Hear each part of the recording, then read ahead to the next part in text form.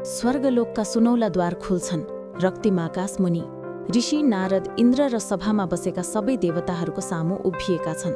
उनको स्वर नियतिको भारले काप्छ। तुफान आउँदैछ, असुरहरूबाट होइन, आफै देवताहरूको अहङ्कारबाट। अहङ्कारको आगोले स्वर्गलाई नै भस्म पार्नेछ। तारक, जो कहिले काडो नभएको तारासेनाको रक्षक थियो, इन्द्रको घमण्ड विरुद्ध बोल्दा विश्वासघातको दोषमा निर्वासित गरियो। अपमानको घाउ र अन्यायको क्रोधले उनले शपथ लिए, म असुरहरूसँग होइन, ती देवताहरूसँग लड्नेछु जसले आफूलाई ईश्वर ठानेका छन्।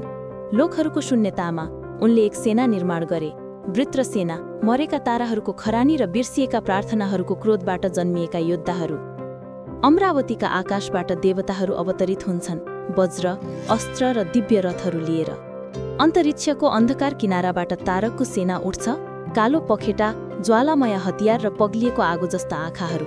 स्वर्ग दहरिन्छ, ग्रहहरू काँप्छन् जब ब्रह्माण्डीय शक्ति आपसमा ठोकिन्छन्। वायुका वेग, अग्निका ज्वाला, वरुणका जल सबै टक्राइन्छन्, समय नै बाङ्गो पार्ने प्रलयमा। तारक र इन्द्र ओड्ने दुर्गाको शिखरमा आमने सामने हुन्छन्। उनका हतियारको प्रत्येक प्रहारले आयामहरू फाट्छन्। इन्द्रको बिजुली र तारकको कालो ज्वाला ठोकिन्छन्, आकाश चिरिन्छ। इन्द्र ढल्छन्, उनको मुकुट शून्यतामा हराउँछ। देवताहरू नतमस्तक हुन्छन्, उनको घमण्ड भत्किन्छ, स्वर्ग मौन बन्छ। त्यो मौनता ब्रह्माण्डभरि गुन्जिन्छ र कैलाश पर्वत पुग्छ। भगवान शिवले आँखा खोल्नुहुन्छ, आकाश गङ्गा स्थिर हुन्छ। देवताहरूको युद्ध अज्ञानको युद्ध हो। शिवको स्वर गुन्जिन्छ, नयाँ सृष्टि आउन अन्त्य आवश्यक छ। शिवले आफ्नो त्रिशूल आह्वान गर्छन्, ब्रह्माण्डीय ज्वालाले दीप्त।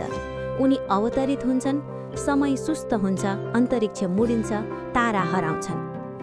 शिव दुई सेना बीच प्रकट हुन्छन्, देव र असुर सबै घोडामा टेक्छन्। तर तारक झुक्दैन, उसका आँखा प्रतिवादको ज्वालामा बल्छन्। तारक भन्छ, यदि देवताहरू सृष्टिको सेवा गर्न सक्दैनन्, तिनीहरू नष्ट हुनुपर्छ। शिव उत्तर दिन्छन्, त्यो सृष्टिको क्रोध देख।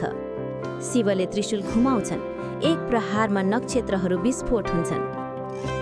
शिवको दिव्य ऊर्जाबाट एक चिङ्गारी जन्मिन्छ, क्रोध र करुणा दुवैबाट उत्पन्न कार्तिकेय अर्थात् स्कन्द, युद्धका देवता।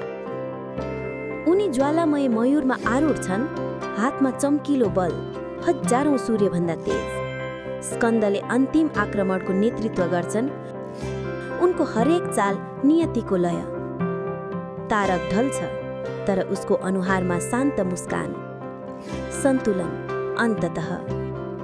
राख थामिएपछि तीनै लोकहरू पुनः चम्किन्छन्। इन्द्र, शिव र शक्तिको सामु नतमस्तक हुन्छन्।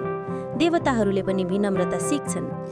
शिवको स्वर फेरि गुन्जिन्छ, उद्देश्य बिना शक्ति विनाश हो, सन्तुलनले मात्र सृष्टि टिक्छ।